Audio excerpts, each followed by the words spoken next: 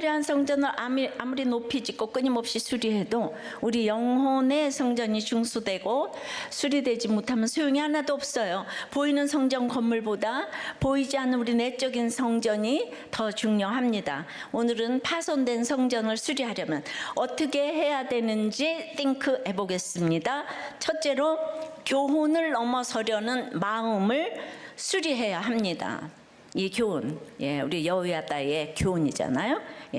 4절 5절이에요. 요아스가 제사장들에게 이르되 여호와의 성전에 거룩하게 하여 드리는 모든 은 곧 사람이 통용하는 은이나 각 사람의 몸값으로 드리는 은이나 자원하여 여호와의 성전에 드리는 모든 은을 제사장들이 각각 아는 자에게서 받아들여 성전에 어느 곳이든지 파손된 것을 보거든 그것으로 수리하라 하였으나, 자, 요아스가 여호야다가 교훈하는 동안에는 정직히 행했다고 했어요. 그 지난주 2절 말씀이죠. 그런데 3절에서는 그런데 다만 산당들을 제거하지 아니했다고 했습니다. 이건 나시죠? 이것이 1, 2, 3절이 요아스의 결론이에요. 그러면 제거하지 못한 그 요아스의 산당이 무엇일까? 오늘 진짜 한 절 한 절 큐티를 좀 해보십시다. 요아스는 40년이나 나라를 다스렸어요. 다윗만큼 오래 다스렸습니다. 그보다 더 오래 다스린 유다 왕은 3명뿐이에요. 아사, 우시야, 므낫세. 근데 다윗이 행한 일이 성경에 얼마나 많이 기록되어 있습니까? 사무엘 하 전체보다도 더 많은데요. 똑같이 40년인데 요아스의 행적은 딱 한 개. 바로 성전 수리예요. 성전 수리가 요아스 일생에서 제일 중요한 일이란 뜻인데요. 그런데 이 3절에 이어지는 4절에 이 성전 수리를 위해서 누구에게 지시를 내립니까? 요아스가 제사장들에게 이르되, 그래요. 이때는 여호야다가 아직 살아있어요. 여전히 대제사장이에요. 그러면 성전에 관한 일을 지시하려면 누구에게 하는 게 맞아요? 대제사장 여호야다에게 해야 되는데 요아스가 대제사장은 부르지도 않았어요. 그냥 제사장들 불러서 바로 지시를 내립니다. 이 사소한 지시라면 또 몰라요. 그런데 사소한 일이 아니에요. 100년이 훨씬 넘는 성전에 파손된 것을 수리하라는 대단히 중요한 명령이에요. 근데 그 방법 또한 보통 일이 아닌데요. 백성이 여호와의 성전에 드리는 3종류의 은을 모아서 그 돈으로 수리를 하라고 해요. 이건 인두세예요. 반드시 성전에 드려야 하는 세인데, 근데 이 헌금을 어떻게 받으라고 합니까? 5절을 다시 보면 제사장들이 각각 아는 자에게서 받아들이라고 합니다. 이렇게 우리가 행간을 읽어야 되는데 그때는 아달랴의 박해로 사람들이 성전에 가지도 않아. 그리고 헌금도 안 해. 그러니까 핍절이 되어서 제사장들이 자기 아는 사람들 찾아가서 성전세를 받아서 살았나 봐요. 물론 제사장도 오랫동안 방치되어 파손된 성전을 수리하는 목적을 위해 헌금을 거두러 다닐 수 있어요. 근데 이것을 제사장들의 대장인 여호야다와 상의도 하지 않고 진행하는 거예요. 이게 잘못이에요. 이 성전에서는 제일 질서가 대제사장이잖아요. 질서를 깨트리는 거잖아요. 요아스가 여호야다의 교훈을 받는 동안에는 여호와께서 보시기에 정직히 행했다고 했는데 이때 이미 그 교훈에서 떠나려고 움직이기 시작했어요. 근데 이걸 인본적인 관점에서 보면 깐난쟁이 요아스 같은 약자가 언제나 옳아야 하죠. 피해자는 무조건 선이고 가해자는 무조건 악이에요. 없는 사람이 먼저고 있는 사람은 양보해야 하고, 요즘 이 나라를 이런 관점이 지배하고 있어요. 이런 관점에서 보면 요아스는 약자 중에 약자고 피해자 중에 피해자고, 이렇게 억울한 사연을 가진 사람은 정말 이 땅에 없어요. 한마디로 찐 고아잖아요. 이 찐 고아 입장에서 보면 이렇게 여호야다를 배제하고 제치려는 게 너무 이해가 됩니까? 갓난 아기 때부터 숨어 자랐고 아빠를 대신하고 있지만 결코 아빠일 수 없는 고모부 여호야다. 그것도 나이는 증조할아버지 뻘도 더 되는 90살 차이가 나는 그야말로 꼰대 아니에요? 여호야다의 엄한 교훈을 들으며 자랐으니까 여호야다가 그냥 너무 어렵고 두렵고 마음이 눌리고 그랬을 것이 너무 공감이 되지 않으세요? 예, 이게 구속사는 그 사람 입장에서 생각해 보는 거예요. 그래야지 그 사람을 용서할 수 있어요.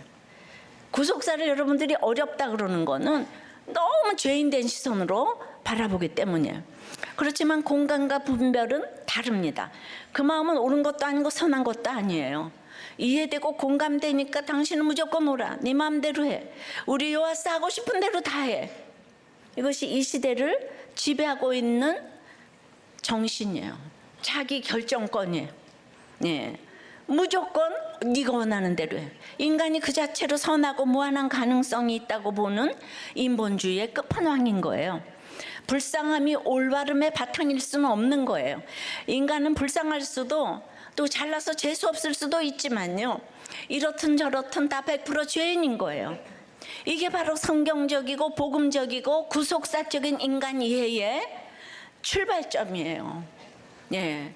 구속사는 구원하기 위한 얘기이기 때문에 항상 감동이 있는 거예요. 예. 이게 인위적인 얘기가 아니기 때문에. 불쌍한 요아스지만 그도 전적으로 악하고 음란한 죄인인 거예요.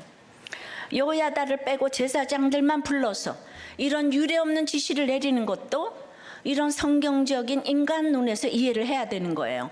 그를 정직한 길로 가게 한 것은 여호야다가 하나님의 말씀으로 한 교훈이에요. 여호야다는 당연히 산당을 제거하고자 했겠죠. 근데 요아스는 왕이 되고 보니까 백성들 눈치를 보는 거예요.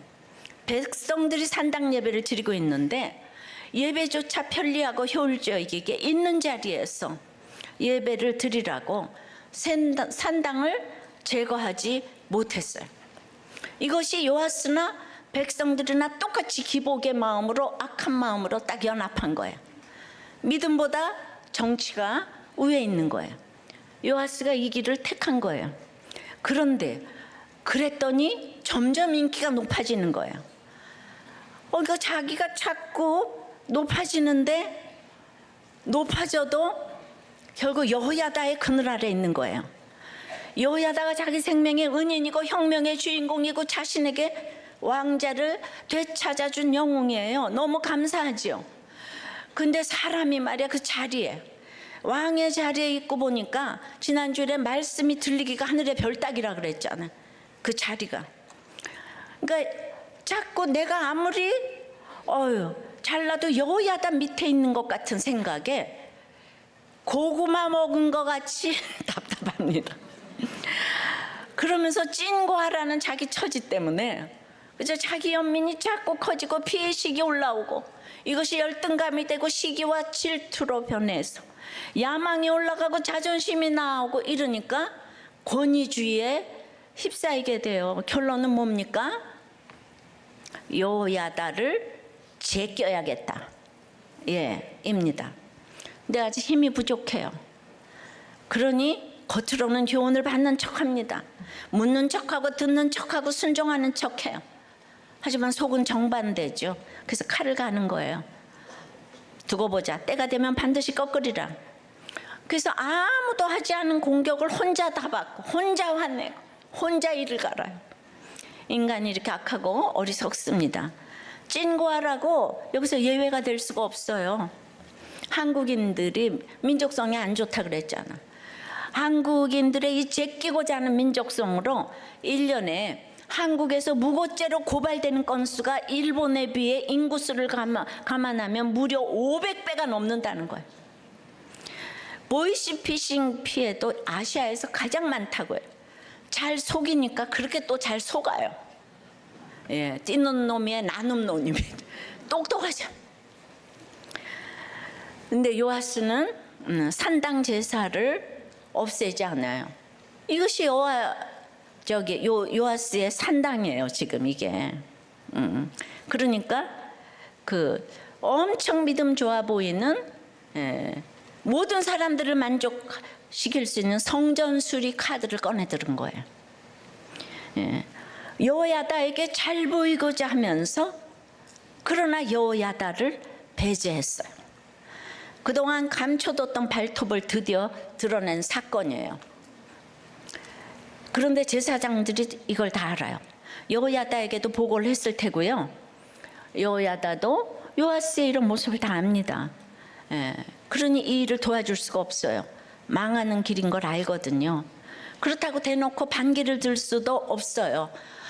지금 이 나라의 지조는 요아스고 자기는 성전의 이건데, 그래서 그 요아스는 질서를 깨뜨렸지만 여호야다는 질서를 깨뜨릴 수가 없어요. 그래서 제사장들은 왕명을 수행하지 않고 가만히 있는 거예요. 명분은 있는데 실행할 수가 없는 거예요. 제사장들이 그렇게 성전 수리 헌금 거들어 댕기는 게 공적으로 말이 안 되는 거예요, 지금. 그러니까 예를 들면 입시가 코앞인데 고3들 보고 다 나와서 매주일 장애 부인 사랑부를 도와라 그러면 명분이 너무 있잖아. 사랑부 도우라. 근데 실제 실천은 하기 힘든 명령인 거예요. 지금의 명령이 그런 거예요. 그러니까 시간이 흐르는 거예요. 요아스도 알고 있어요. 그런데 뭐라고 야단을 치기에는 아직 힘이 부족해요. 때를 기다리는 거예요. 드디어 때가 왔다고 판단합니다. 6절에 요아스 왕 제23년에 이르도록 제사장들이 성전에 파손한 데를 수리하지 아니하였는지라. 뭐 완전히 배째라 아닙니까? 요아스 왕이 대제사장 여호야다와 제사장들을 불러 이르되 너희가 어찌하여 성전에 파손한 데를 수리하지 아니하였느냐? 요아스가 왕이 된 지 23년이니까 이제 30살이 되었잖아요. 그런데 성전 수리 명령은 언제 내렸는지 몰라요, 지금. 하여튼 23년이 되도록 지금 전부 다 요아스의 영도 쓰지 않고 그때가 너무나 난세가 돼가지고 그새 역대기에 보면 여호야다의 도움으로 왕비도 2명이나 두었대요. 자녀도 낳았어요. 그럼 이제 왕실도 자기 손에다 들어왔어요. 여호야다 없이도 국정이 돌아가게 된 거예요. 그러니 이제 제사장들에게 눈을 딱 돌리고 소집해요. 그런데 그때와 달리 이번에는 대제사장 여호야다도 함께 부릅니다. 그리고 혼을 내요. 왜 왕명대로 파손된 성전을 수리하지 않았느냐고 책망합니다. 근데 역대하에 보니까요, 이 말을 여호야다 한 사람에게 했다고 해요. 무슨 말이에요? 제사장 다 불러놓고 그들 앞에서 그들의 대장 여호야다를 꾸중했다는 거예요. 지금까지 넘을 수 없는 산과 같은 존재였는데 이제 그를 넘어섰다는 것을 공개적으로 보여주려는 거예요. 여호야다를 넘어서려는 것은 여호야다가 가르친 교훈을 넘어서려는 것이죠. 하나님의 말씀을 넘어서려는 것이에요. 자기 마음대로 하고 싶은 거예요. 나는 가수다가 아니고 나는 왕이다. 왕답게 살아야 되겠어. 이것이 성전수리 그렇게 외치는 요아스의 속마음이에요. 기가 막힌 일이죠. 눈에 보이는 성전을 아무리 잘 만들고 잘 수리하면 뭐합니까? 하나님이 거하시는 진짜 성전인 자기 마음은 이렇게 하나님을 제끼려고 하는데요. 하나님은 우리 마음을 성전 삼아서 우리 안에 거하시려고 하는데 우리는 자꾸만 떠나려고 하는 거예요. 이렇게 하나님의 말씀을 넘어서려 하고 하나님을 넘어서려 하는 마음이 파손된 성전이에요. 이 내적인 성전이 우리가 수리해야 할 진짜 중요한 성전인 거예요. 파손된 우리 마음을 수리하지 않으면 아무리 외적으로 화려한 업적을 가지고 육의 성전을 수리해도 무너지고 마는 것입니다. 적용 질문이에요. 요아스처럼 약자나 피해자가 무조건 선하고 옳다고 생각하지는 않습니까? 여러분은 어디에 열등감을 느낍니까? 내가 넘어서고 싶고 제끼고 싶은 사람은 누구입니까? 속으로 칼을 갈고 있는 일은 없습니까? 구속사는 인간이 이해예요. 누구를 욕하는 게 아니에요.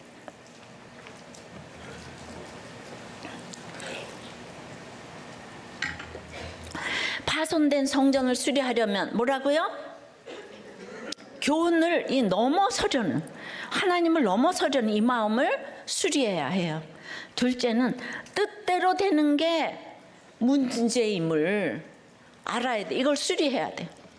뜻대로 되는 게 다가 아니에요. 7절입니다. 8절이에요. 이제부터는 너희가 아는 사람에게서 은을 받지 말고 그들이 성전에 파손한 데를 위하여 드리게 하라. 제사장들이 다시는 백성에게 은을 받지도 아니하고 성전 파손한 것을 수리하지도 아니하기로 동의하니라. 제사장들 앞에서 여호야다를 야단친 요아스는 이제 제사장들에게 성전 수리하는 일에서 손을 떼라.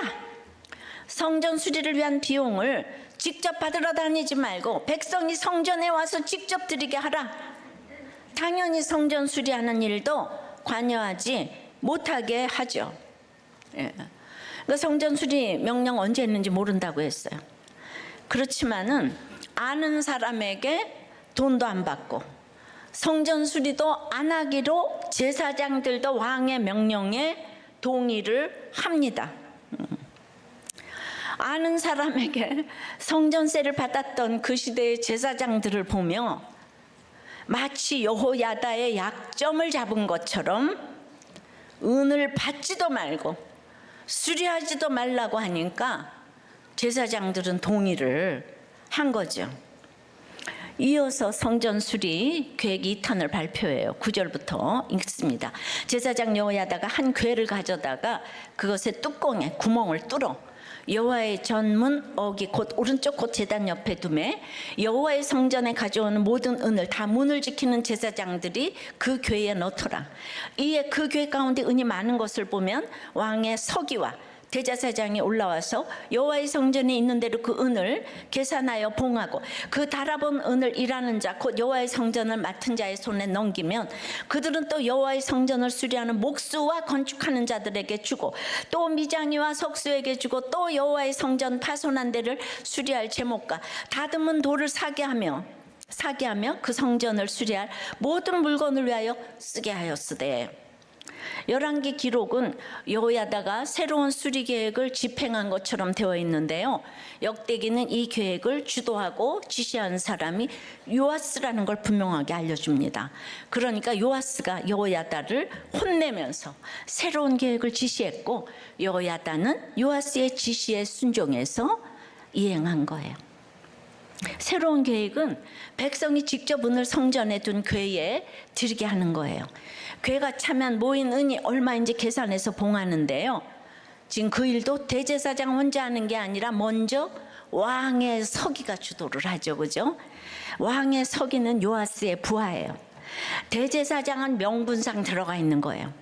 그 돈을 받는 사람도 제사장 중 하나가 아닙니다. 일하는 자. 여호와의 성전을 맡은 자라고 했는데요. 이것도 요아스가 특별히 임명한 왕실 관원이에요. 그러니까 여호야다의 그것이 이제 낮아지고 왕권이 강화가 된 거죠.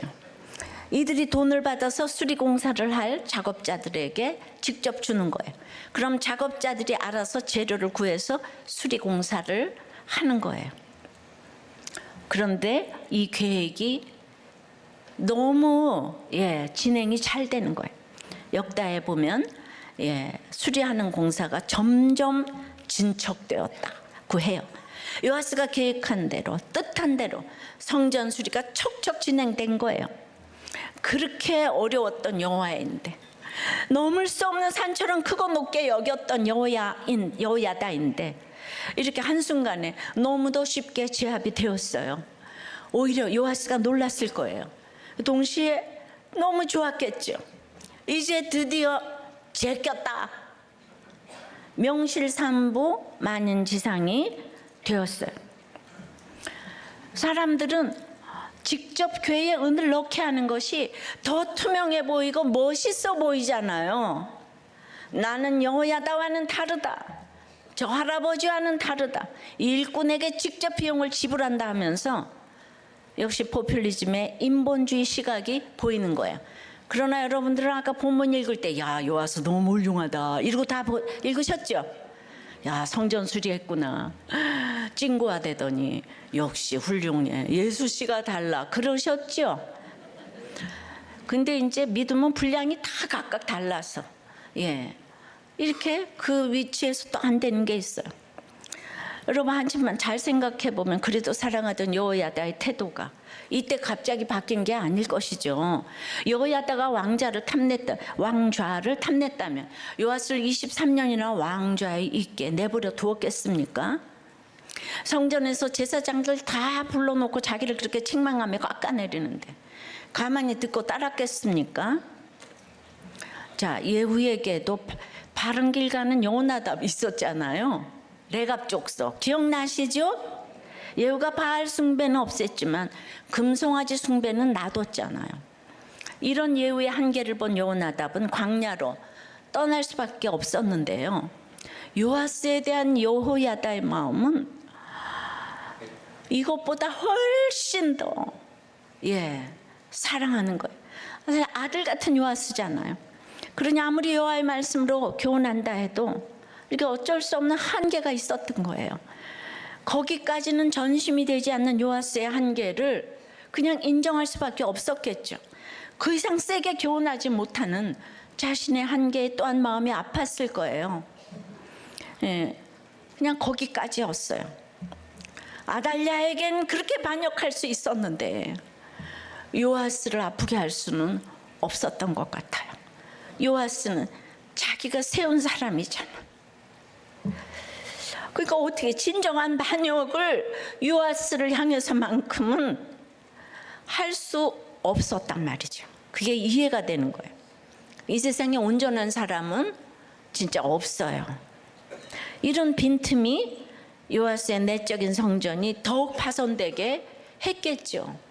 끝까지 믿어주려고 하는 마음.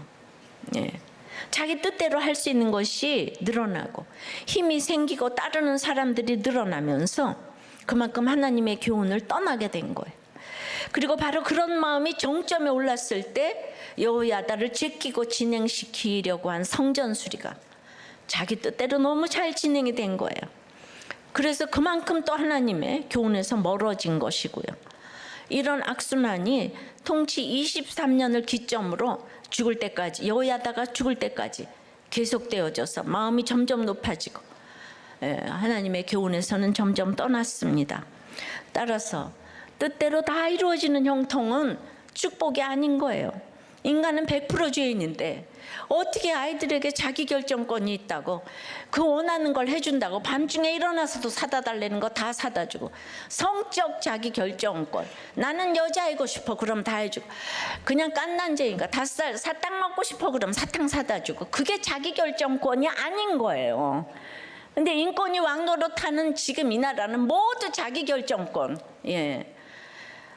어저께 우리 목사님 아이가 사랑하는 아이가 엄마 자는데 들어와서 여기서 자겠다고.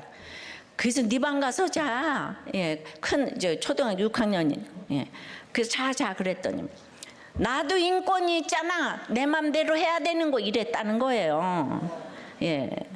그러니까 인간은 100% 죄인이기 때문에 이런 형통을 선하게 받아 누릴 수가 없는 거예요. 형통 자체가 문제가 아니고요. 그걸 받을 수 없을 만큼 부패한 우리 자신이 문제인 거예요. 우리 존재의 바탕이 파손된 성전인 거예요. 이거를 이해하셔야 돼요. 자꾸 여러분들이 선한 게 있다고 착각을 해요. 한 청년이요 저에게 세례를 받았어요. 청년배 한 2년 나왔어요. 목장도 나갔어요. 그런데 뭘 하나 차렸어요. 돈이 벌린다는 거예요. 당장 교회를 안 나오고 불신결혼하면서 이제 결혼을 하는데 교회에서 절대로 안 한답니다. 돈이 하나님 위에 있어서 하나님 두려운지 모르고 아이고 세례받은 게 그게 뭐가 대수라고. 돈이 하나님 위에 있어요. 저를 마구 무시를 해대요. 이거예요 바로. 돈이면 최고예요. 아까 간증할 때도 그랬지만. 따라서 바꿔 말하면 뜻대로 되지 않는 고난이 축복이에요. 뜻대로 되지 않는 절망 때문에 내가 아닌 하나님을 찾게 되잖아요. 그죠? 고난 자체가 복이겠어요? 고난을 겪어야 하나님의 말씀 안으로 들어오니 축복이란 말이죠. 육의 성전이 무너져야 영의 성전이 세워진다는 거예요. 그러니까 육이 무너지는 것만큼 영이 세워지는 거예요. 그러니까 내가 수리하고 싶은 눈에 보이는 성전이 파손되었다고 슬퍼할 게 아니에요. 이 무너진 거 고쳐야 하는데 어쩌나 이걸 고쳐야 내 인생 펴는데 이러면서 내 욕심과 탐욕과 정욕을 간과한다면 내 인생 아무리 뜻대로 술술 풀려도 파손된 인생으로 끝날 뿐인 거예요. 내 뜻대로 되지 않고 오히려 기대가 무너져 내리는 사건을 만났다면 오히려 감사한 일인 거예요. 그 고난을 통해 내 뜻 이루어지기만 바라던 내 죄악을 보고 주님께 나오게 되기 때문인 거죠. 그런데 그 집은 아들이 돈을 잘 벌고 엄마를 차를 사주니까 여기까지. 다 돈이 하나님 자리에 있는 거예요. 적용 질문이에요. 내 뜻대로 되게 하려고 애를 쓰고 있는 일은 무엇입니까? 뜻대로 술술 풀리게 되었다가 하나님을 멀리 떠났던 적이 있습니까? 뜻대로 되는 게 축복이 아니라는 고백을 할 수 있습니까? 고난이 축복임을 믿습니까? 제가 늘 이런 얘기를 들으면서 인생이 제가 얼마나 슬프겠어요. 예. 어저께까지 그렇게 좋다 그러는데 뭐가 잘 되면 다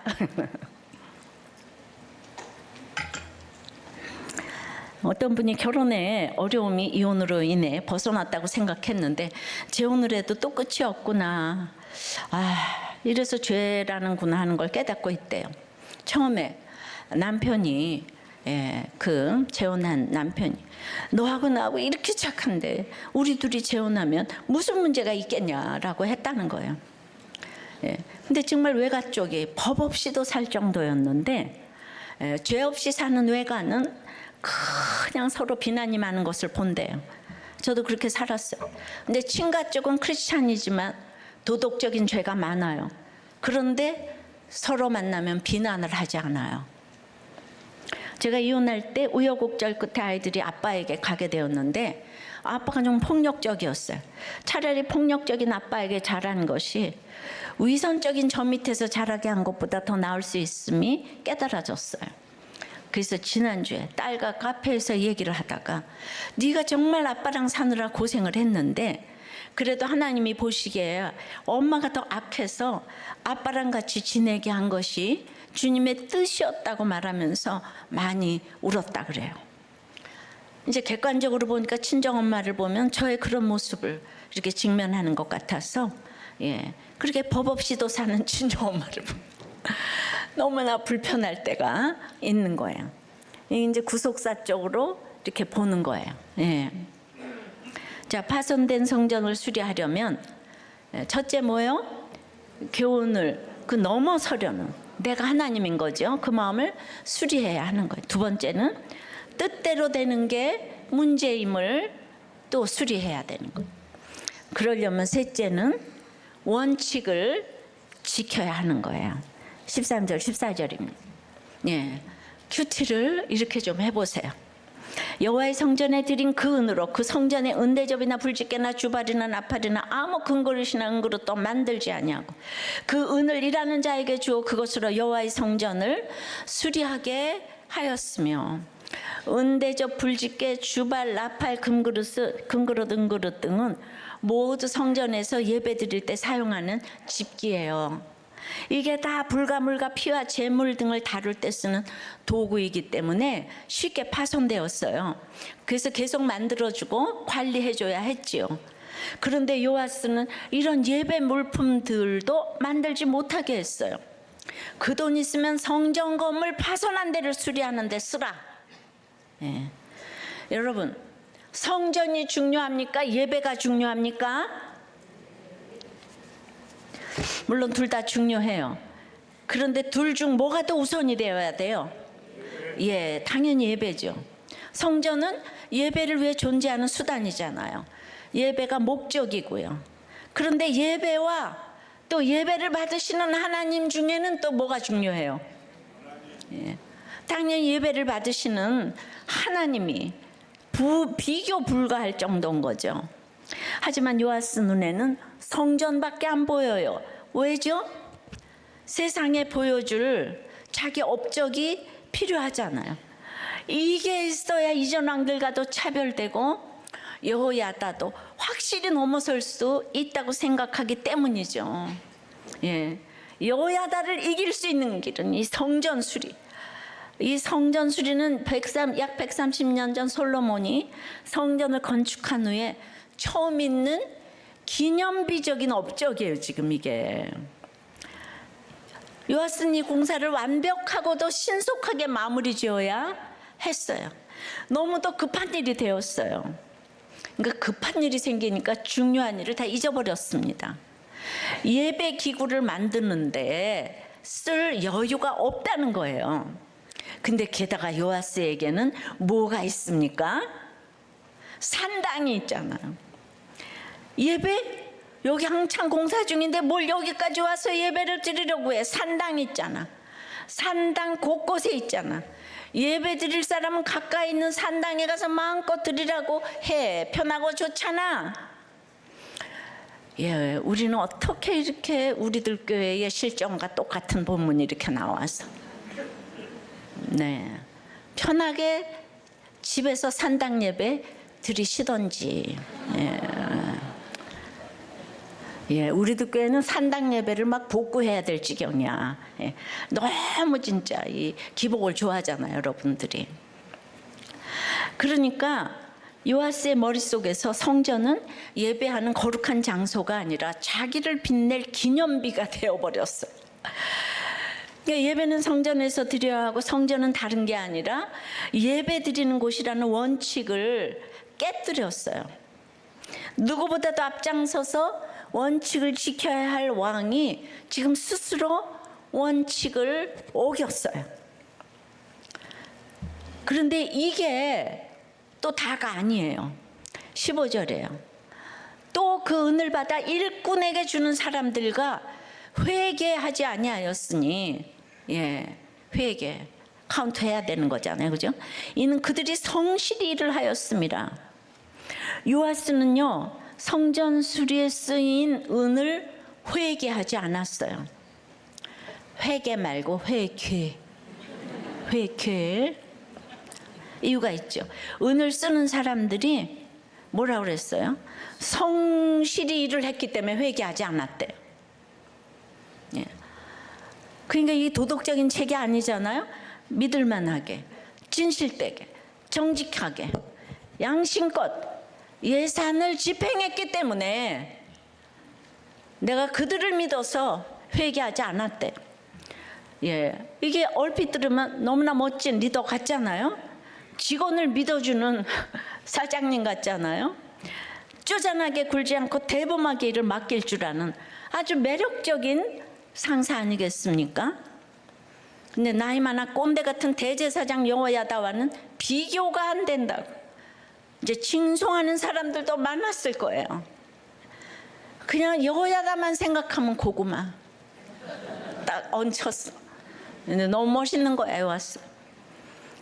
그런데 지금 이 은이 어떤 돈입니까? 그냥 왕실 예산이 아니에요. 전쟁에서 이기고 받은 보상금도 아니고요. 이 은은 백성들이 하나님께 바친 헌금이에요. 그냥 돈이 아니에요. 하나님의 것으로 구별된 돈이에요. 성물이에요. 아까 우리 자매가 간증하는데 그 고난을 겪고 난리 치고 그리고 그냥 처음으로 신앙 고백으로 11절 했다 그러잖아. 신앙 고백이 신앙 고백.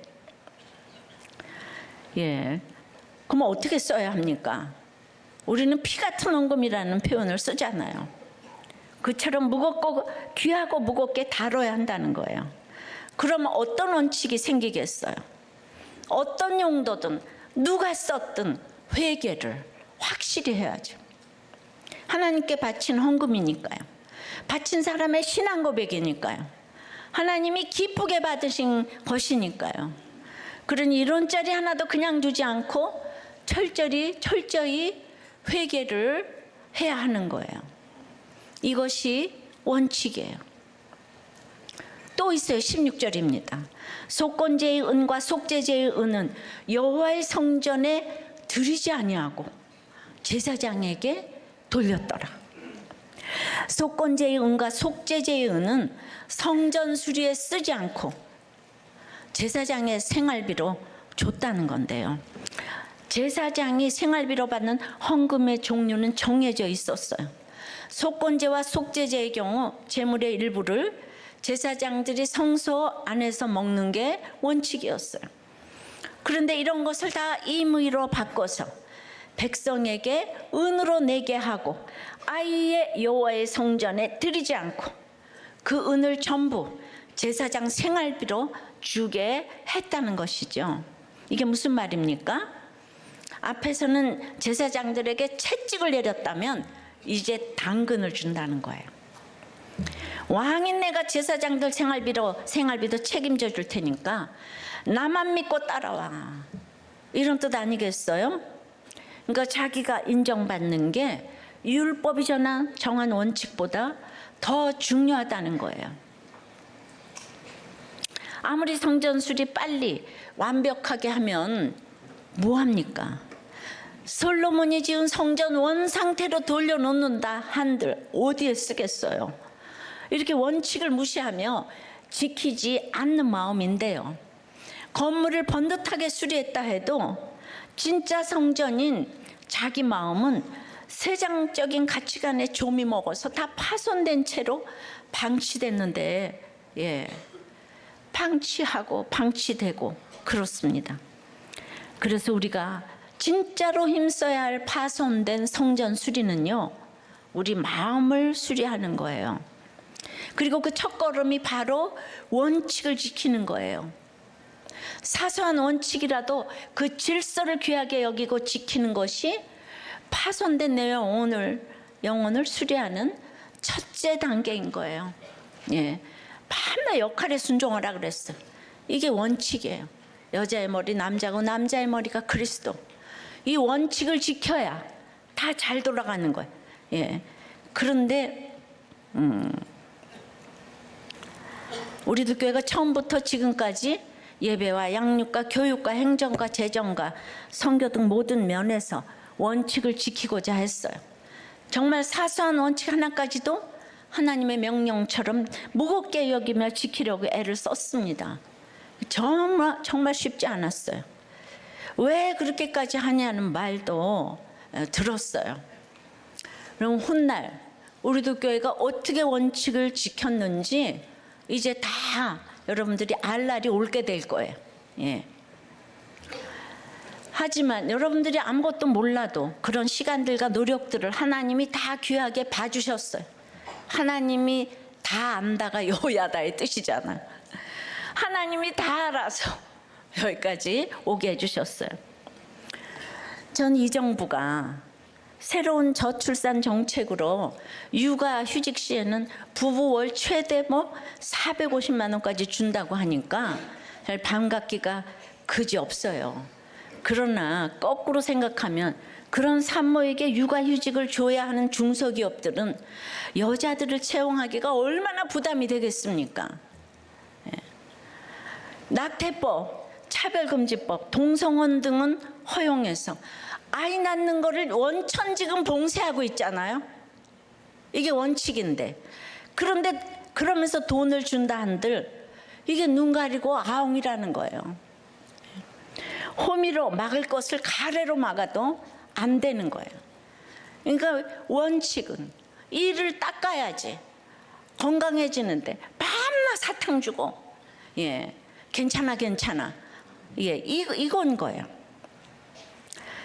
그래서 저는 원칙 우리들 교회 그런 인기 점수를 안 쓰고 우리들 교회가 돈 주지 않아요. 그래도 다 원칙을 지키니까 다들 결혼하고 아이 낳고 낙태 안 하고 이혼 안 하고 적용을 하지 않습니까? 다 똑같은 거예요. 동정을 하고 그러면 안 되는 거예요.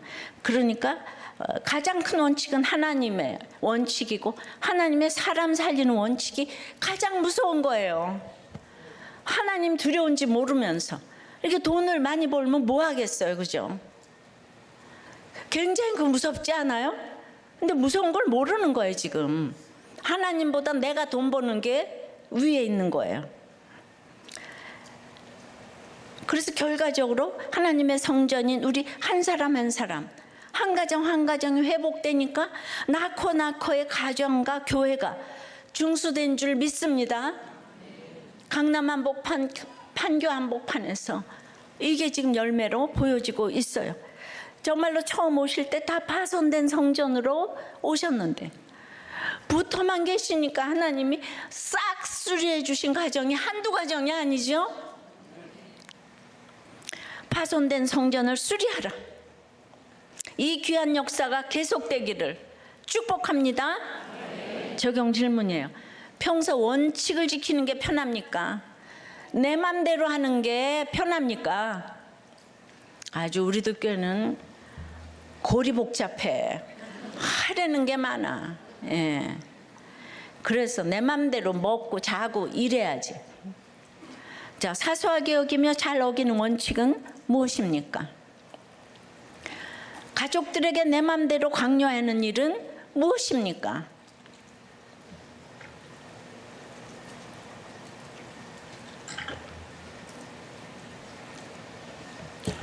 네, 이분은 어릴 때부터 어머니가 그렇게 기뻐하는 아들이었대요. 성적을 잘 받아오고 주변 친척이 사람들에게 인정을 받게 되면서 이분은 그 기대대로 S대에 수석을 입학을 하고 졸업을 하고 아주 유수한 회사에서 지금이 중요한데 이게 중요한 지금의 아내를 만나 동거하게 되었는데 제 자존심에 자식이 있는 그것도 연상에 그것도 이혼녀라는 사실을 누구에게도 알리지 않고 숨어 지니며 살아왔어요. 저의 체면이라는 이 죄패가 너무 커서 회사와 가족에게 매일매일 거짓말을 일삼으며 총각 행세를 하던 중에 이게 있잖아요. 둘이 아무리 좋아도 공동체 생활을 못하니까 이게 사람은 사회적 동물이에요.